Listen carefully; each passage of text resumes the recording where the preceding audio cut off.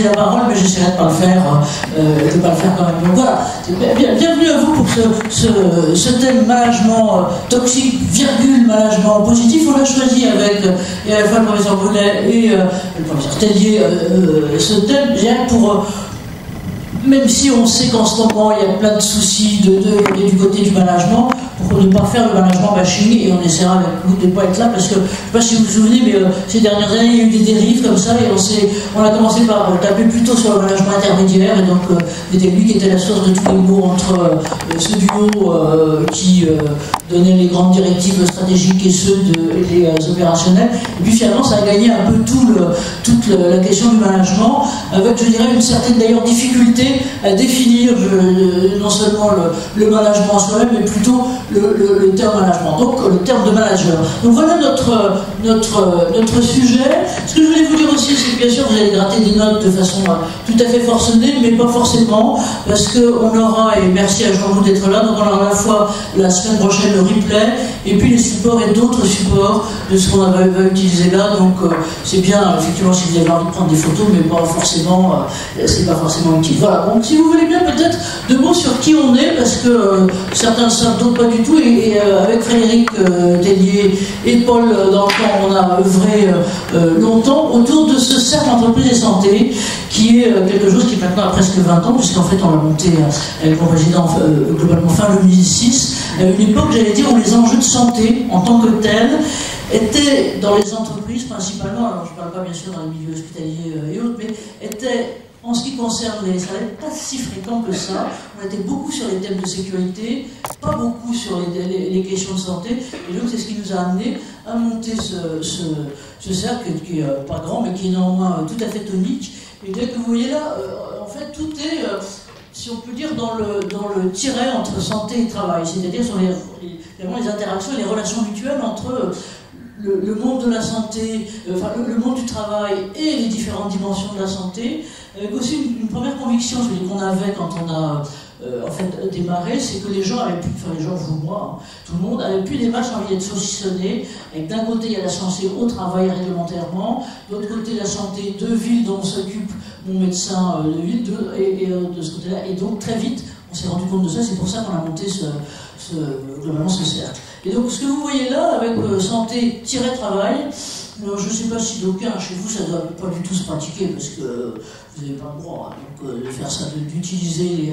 l'IA générative, comme on dit, mais vous savez que l'un des trucs auxquels on reconnaît, je vais cafeter pardon, une copie ou un truc qui est sorti d'IA générative, c'est ce qu'on appelle le tiret quadratin.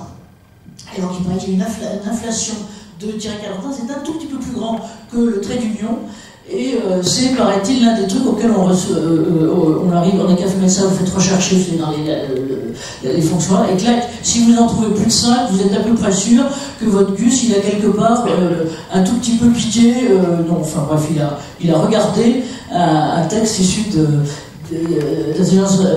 artificielle générative. Et nous, on aime bien ça, mais nous, c'est un semi-quadratin, donc on est semi-intelligent ou semi-artificiel, sur les relations entre santé et travail, et donc voilà ce qu'on est, c'est une forme de tir de vigilance, un tir de prévenance, et on aime bien le terme de prévenance plutôt que de prévention, parce que sémantiquement la prévention, anciennement, c'était avoir une prévention contre quelqu'un, un prévenu était un quasi-accusé, et on sait bien que en sémantique, si certains d'entre vous sont sémanticiens, qu'il y a des termes qui ont des termes très très négatifs, ont du mal à s'en décoller après. Mais bon, voilà. Et on a en gros deux grands types d'activités. Tous les mois, notre club interne, on réunit, j'allais dire, une quinzaine d'entreprises aussi, les services interentreprises de santé au travail. Et côté hôpital, on a près de Paris l'hôpital Foch, on travaille aussi pas mal avec les HTL, donc les hospices civils de Lyon et d'autres, et puis d'autres, et ça c'est tous les mois, questions prospectives. Et puis, ce qu'on appelle, aussi avec vous, le rayonnement réseau, c'est ce qu'on fait, alors soit avec vous, d'autres écoles, c'était avec les SEC par exemple, avec le CLAM aussi à Paris, ou bien dans des grands barnums du genre de ceux que vous connaissez, après Ventica, dont on était déjà il y a quelques temps. Voilà donc qui on est, je continue comme ça, on n'a pas de zapette, hein. Bon, on n'a pas de zapette, c'est pas très grave. Je vous donne juste quelques thèmes, et je vous indique là les thèmes sur lesquels on est, parce que avec avec Fallait Poisartellier, on médite de continuer. Donc voilà en gros sur quoi on est. Globalement sur santé globale et travail, et notamment sur santé publique et travail. Et donc là on travaille par exemple pas mal avec quelqu'un qui est complètement spécialisé là-dedans sur ces sujets. Donc avoir bien sûr question de santé mentale et risques psychosociaux, avec les enjeux de management en étant plein dedans, je veux dire si je peux me permettre avec Luc là tout à l'heure, mais aussi par exemple sur les dimensions juridiques, voire judiciaires, parce que vous savez sans doute que la jurisprudence a beaucoup évolué en France récemment de ce côté-là, et donc la responsabilité des employeurs, quels qu'ils soient, mais pas seulement des employeurs, des institutions et des cadres en eux-mêmes, peut être maintenant appelé de façon beaucoup plus importante qu'avant. Donc ça, on pourrait y revenir. Voilà. Santé des soignants, là aussi, on a travaillé pas mal là-dessus avec à la fois Santé Expo et puis un autre que vous voyez là qui est People for Health. Je ne sais pas si vous suivez ça. Maintenant, c'est en avril, une espèce de salon avec qui est pas mal non plus. Donc, vous les cite. Sur les femmes aussi, je voyais que l'une d'entre vous était beaucoup sur ces questions-là, donc non seulement en côté inverse, mais aussi sur la place des femmes. Là, c'est une question pour les gens qui sont ici au CHU. Est-ce que vous avez des représentants de donner des aides à la santé?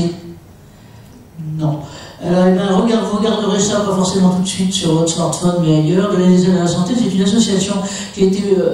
montée à la fois avec des cadres de santé et des praticiens de santé, donc